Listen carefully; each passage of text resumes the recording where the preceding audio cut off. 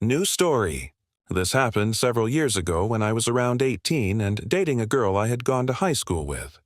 We had been together for about a year, but towards the last month of our relationship, things started to fizzle out. We barely spoke, and she always claimed to be busy working at her family's grocery store. Her family had run the store for years. It was a small business, and at one point, while I was between jobs, I even worked there for a short time. Her family was great, and I got along really well with her father. We still chat occasionally because he always respected that I was hardworking, focused on my studies, and had clear goals in life. He admired my work ethic and saw me as a responsible young man.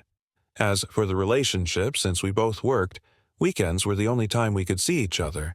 But she had become distant, and I didn't think much of it, until a friend called me one weekend and told me she had seen my girlfriend out with another guy. I was devastated, but didn't want to jump to conclusions without proof. It took me nearly 3 weeks to convince her to spend time with me so I could confirm things for myself. When she finally agreed to come over after work, I had planned to confront her.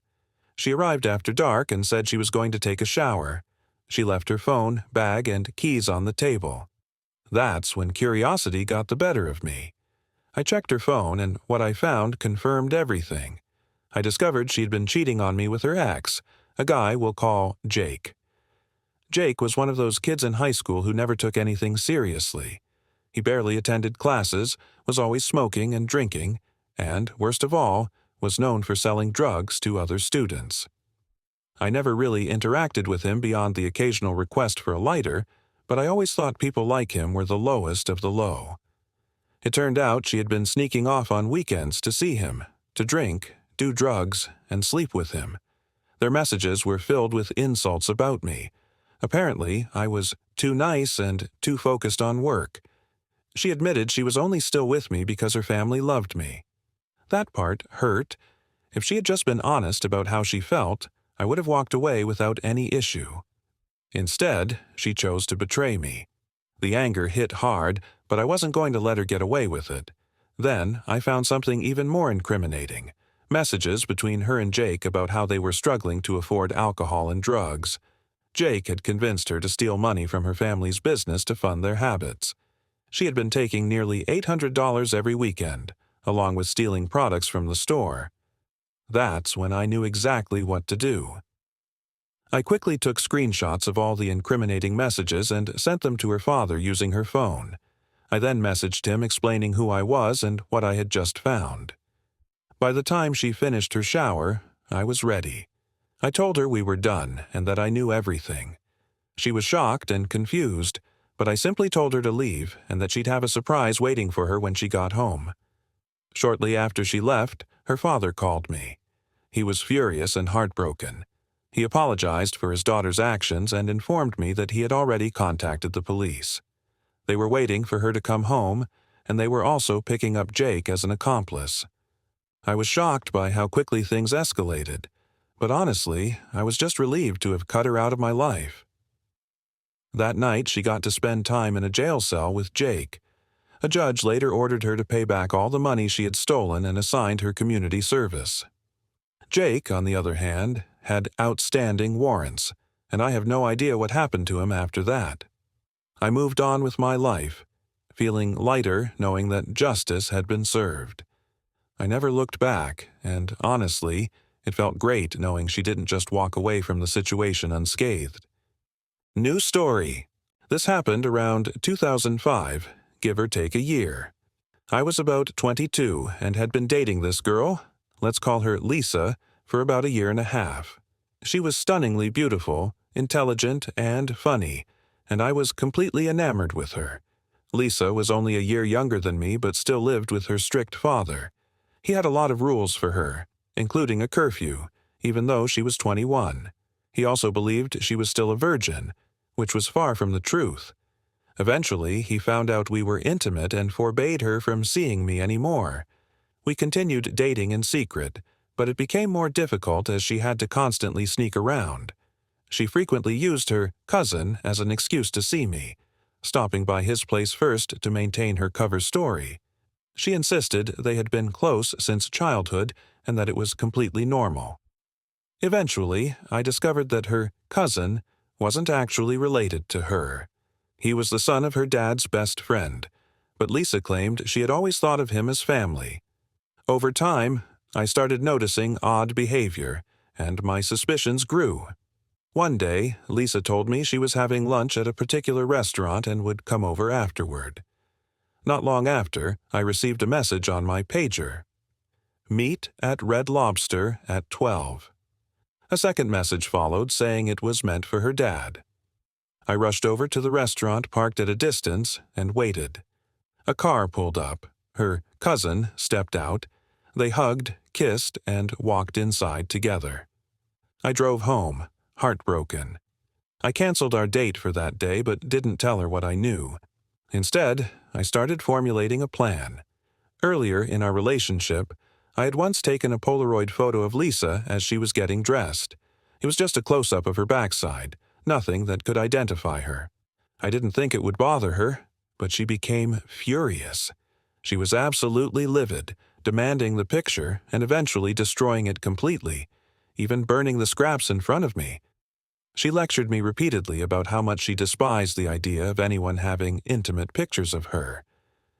Keeping that in mind, I came up with my plan. When Lisa came over one night, I had strategically placed an old, clunky alarm clock on a chair at the foot of my bed, making sure it looked suspiciously out of place. We continued our relationship as if nothing had happened, with me maintaining my composure. Over the next 2 weeks, we were intimate multiple times, and I made sure to position her in ways that would make it seem as though the camera inside the alarm clock had captured everything. Finally, I decided enough was enough.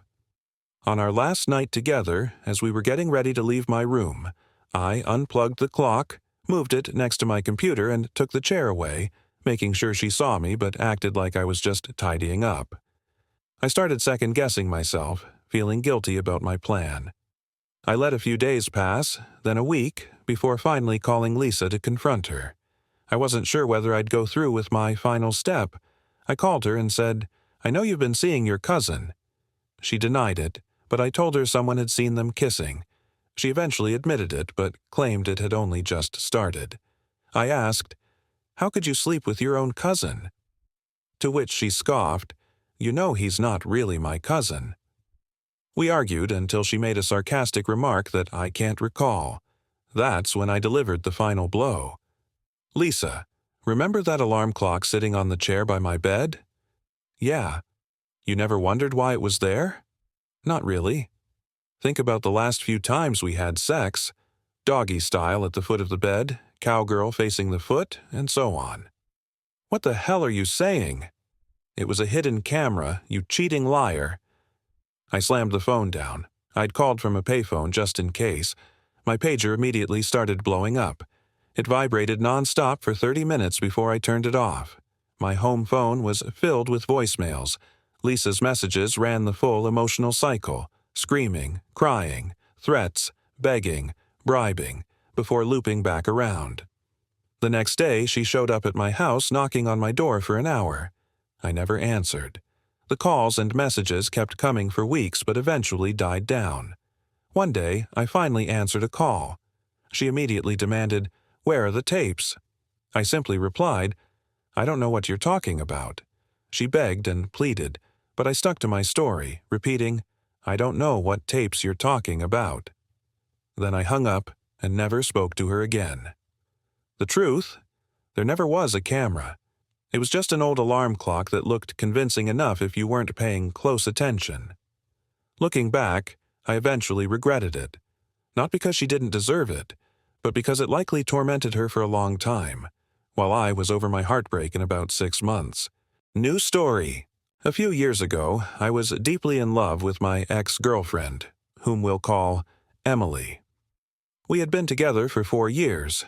She was attractive, affectionate, and thrived on attention, which I happily provided. I fondly called her Winter, and she had a cheesy nickname for me, which I'd rather not share. Overall, I was happy. I earned significantly more than she did, in addition to a hefty inheritance from my grandparents. Though she lived in her own apartment, We live in a conservative country where live-in relationships are frowned upon. Most of the items in it were mine. She drove my car, used my laptop, and relied on me financially. I had a small 32-inch LCD TV, while she bought a 60-inch high-end model but defaulted on payments, leaving me to cover it. This was not an isolated incident. She relied on me for numerous expenses. I was blind to the red flags. One day, while at her place, I used her laptop to check my email. Her Gmail was open, and as I went to log out, a Hangouts notification popped up. God knows I love your body. 7, same park. Night at my place. Wear the dress Daniel bought for you so I can tear it apart. The sender, one of my students, a barely 18-year-old first-year student we'll call Aaron. My emotions surged. Anger, betrayal, disbelief. I slammed the laptop shut and stormed out. Foolishly, I hadn't taken any evidence, but they were supposed to meet the next day, giving me a chance to catch them in the act. The next evening, I went to their meeting spot and caught them making out in my car. I knocked on the window, asked for my keys, and told her to never speak to me again. She was sobbing and apologizing. I told Aaron to drive her home, but he bolted, leaving his phone behind. I was bombarded with messages from Emily, which I ignored and eventually blocked her. I left out details in my original post on r/relationships, but I spent the next 2 days drinking heavily. My best friend, whom we'll call Jake, was away on a business trip, so I had no one to talk to. All I did was drink, sleep, and repeat. When I finally sobered up, I checked my bank statements and canceled our joint account. Unfortunately, Emily had already withdrawn most of the money, 3/4 of which was mine. To make matters worse, I discovered that she had publicly accused me of cheating. She smeared my name on Facebook, claiming I was emotionally manipulative and had affairs with students.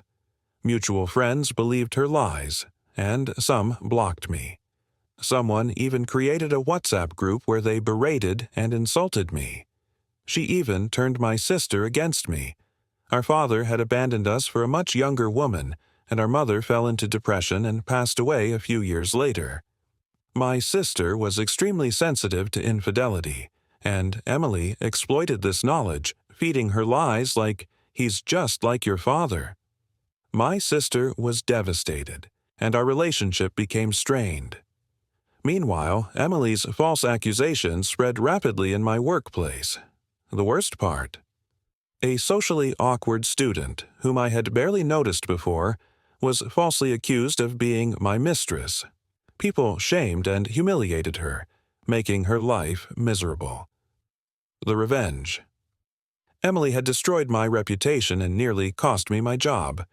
She turned my only family against me, but I wasn't going down without a fight. I showed my sister the apology text Emily had sent me, proving I was the victim. My sister finally realized the truth and apologized. Several kind Redditors suggested I contact a lawyer, which I did. When I returned to work to request time off, I encountered Aaron and his father. Despite my rage, I controlled myself. Aaron apologized profusely and begged me to keep him from being expelled. I asked if he would testify in my favor, and he agreed. I made it clear I had no control over the disciplinary process. Aaron still testified, providing screenshots of his conversations with Emily, proof that she had cheated on me, not the other way around.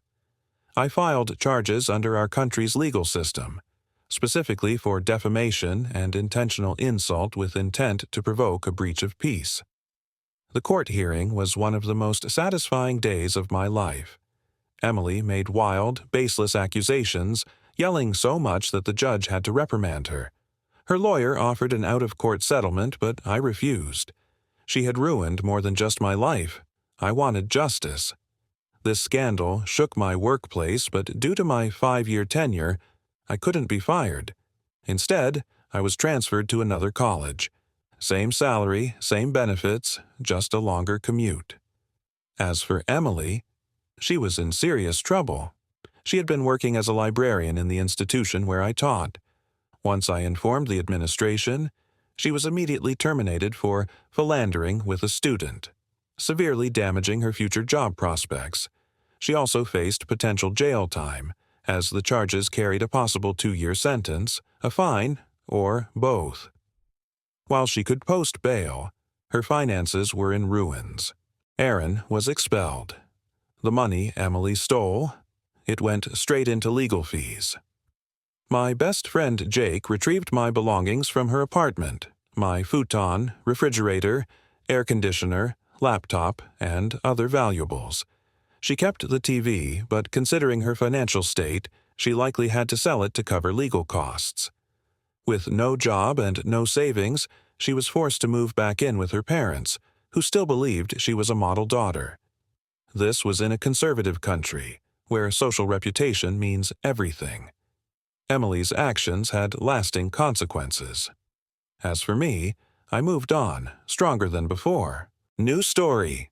There I was, on my birthday at the stroke of midnight, just given 3/4 of a day of paid time off from my endlessly miserable third-shift factory job. I thought to myself, great. I'll go home and maybe get a birthday surprise.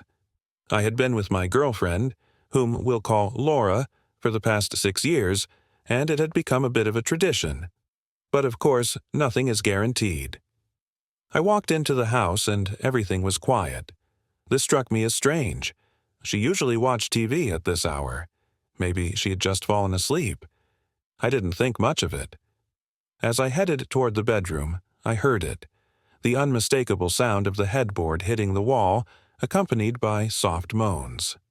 I froze.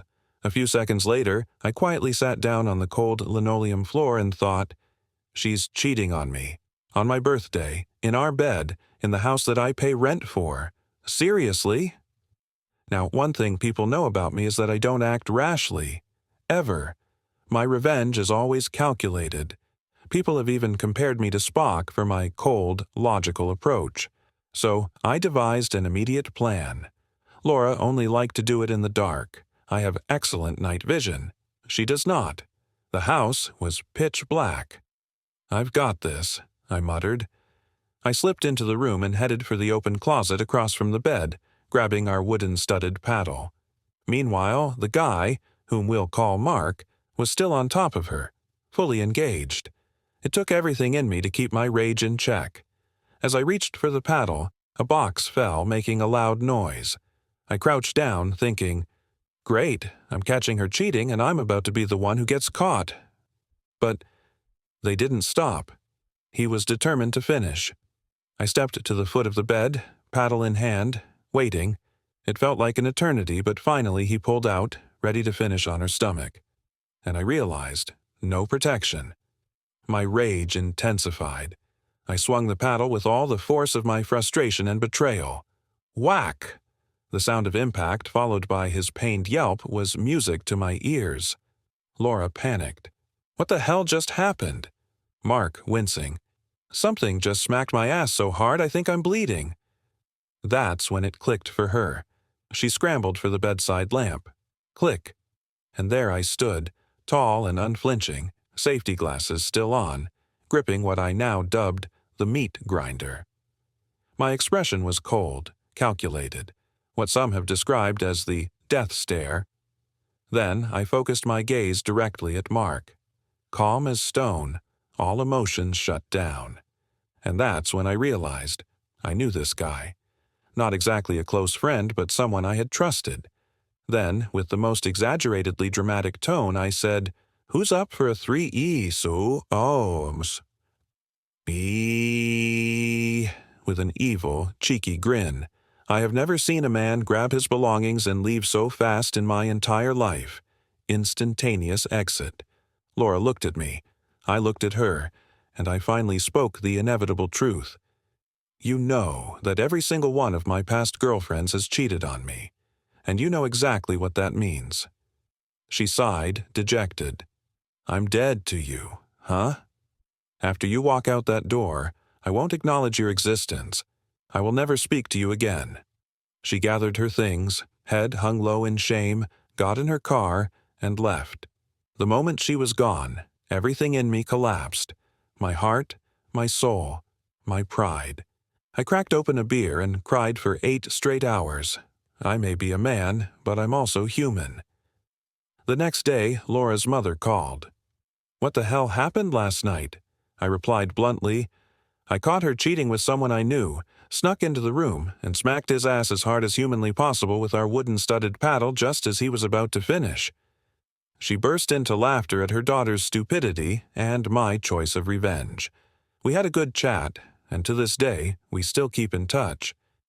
But as for Laura, I haven't spoken to her or Mark since. Later, I found out Mark wasn't the only one she had cheated with. I genuinely wish her the best, but she won't be getting anything from me. Last I heard, she couldn't hold a job and was still with Mark. A massive downgrade, might I add. Even nearly 2 years later, I'm still healing. I've been burned too many times, and I refuse to go through this again. I'm taking my time before jumping back into the dating world. Sure, it gets lonely, but I'd rather be alone than go through this nonsense again at 40. And as karma would have it, 2 months later, I got a call. Turns out Mark cheated on her. Repeatedly. She's now single and heartbroken. I actually took the time to call her. The first thing she said, "Now I know how you felt. I'm sorry." And you know what? That sucks. On one hand, I feel completely vindicated. On the other, I wouldn't wish this pain on anyone, not even her. But hey, what goes around comes around. New story. A month before everything went down, my ex, Lisa, and I had moved into a new apartment in our college town. We had been together for 2 years and had agreed that only I would sign the lease since the place had a strict one-person occupancy rule.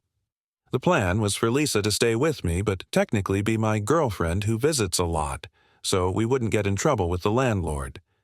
Fast forward a month, I had to leave town for a funeral. When I came back, Lisa was acting distant, avoiding intimacy, and just generally seemed off. Then I found a condom in the bathroom trash. I asked her about it, and she gave me some excuse about having friends over while I was gone. Didn't think much of it at the time. It was college, after all. The next day, I was chatting with a neighbor who mentioned seeing Lisa go upstairs to our apartment with one of his friends during a party. That's when it clicked. I confronted her about it, and she immediately started crying.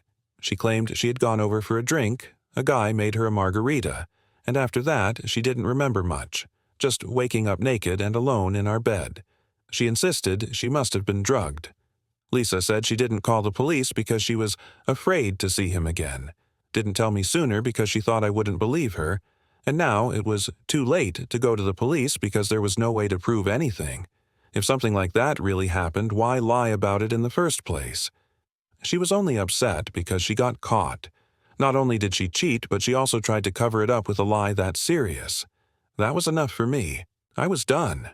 So I called the landlord, explained that my crazy ex had my spare key and was making me feel unsafe, and got permission to change the locks. While Lisa was out walking her dog, I left her car keys, dog food, and the dog's toys outside on the porch, because it wasn't the dog's fault she was a terrible person.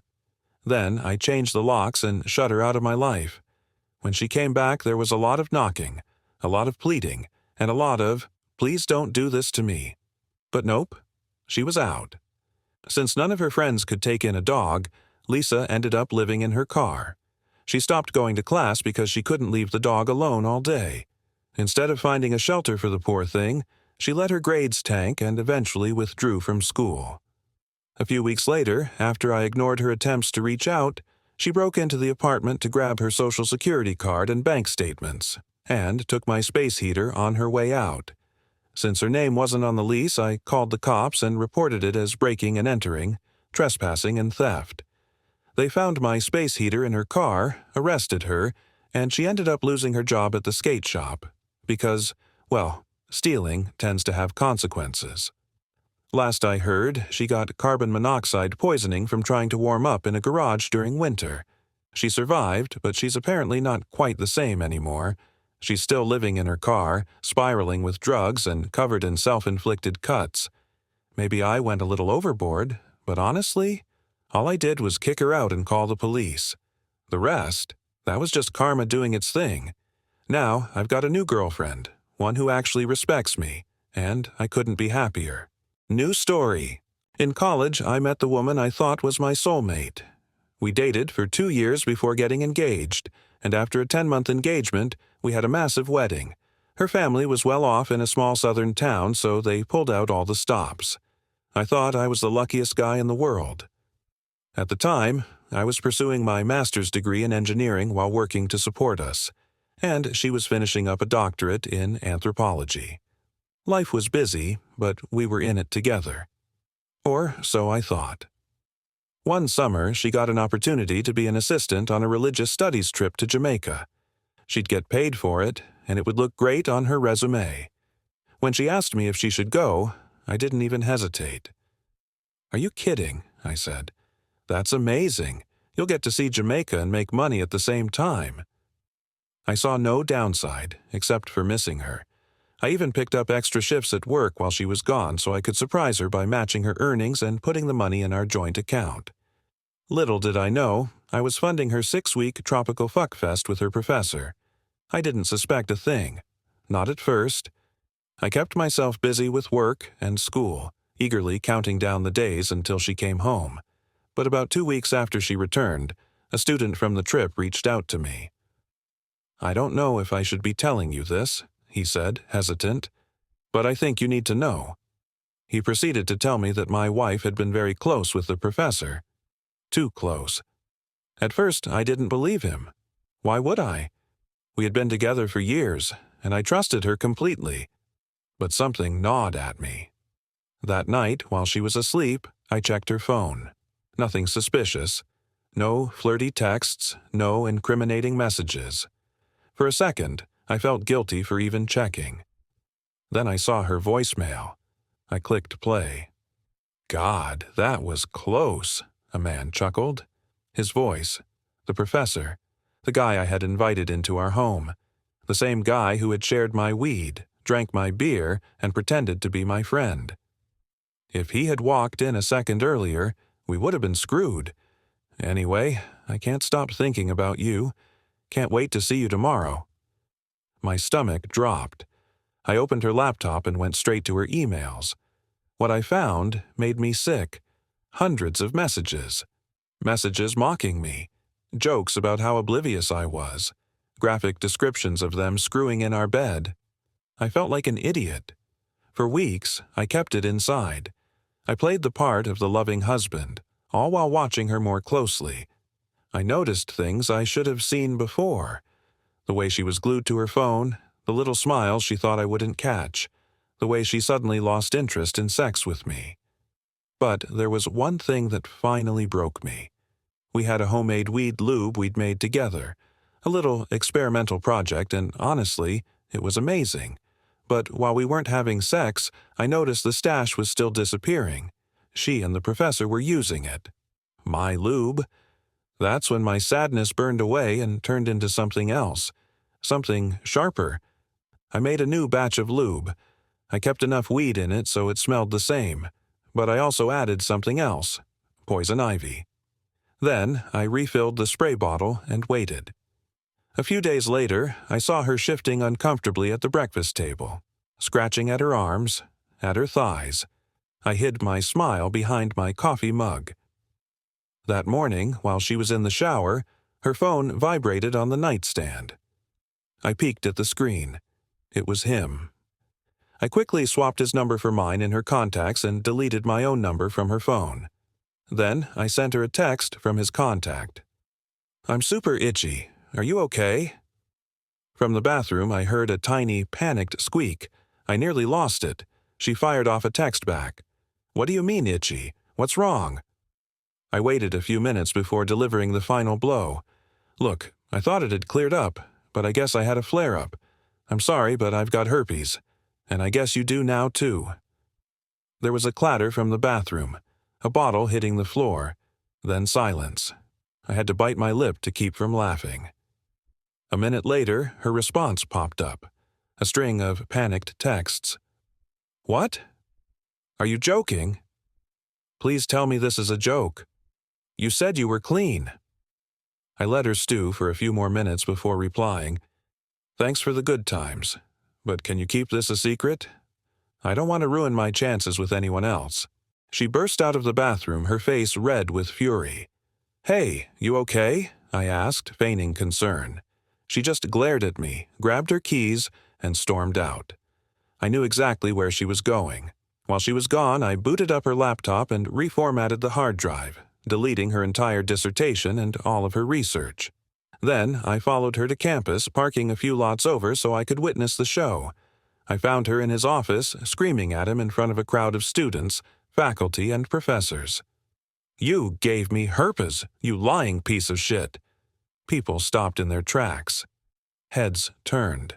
The professor's face turned ghost white. "What the hell are you talking about? I don't have herpes." She shoved her phone in his face. "Then explain this." I nearly lost it right then and there. He looked at the texts, his confusion growing. The realization that he'd been played started dawning on him. "I never sent these," he shouted. "I don't have herpes." The damage was done. Everyone had heard. The whispering started. It didn't take long for the university to get involved. He was fired for having a relationship with a student. She became a laughingstock in her department. And me? I filed for divorce as soon as legally possible.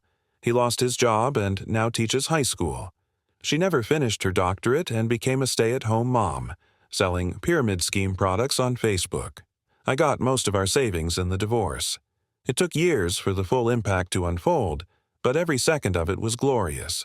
Some people say revenge isn't worth it. They just haven't done it right.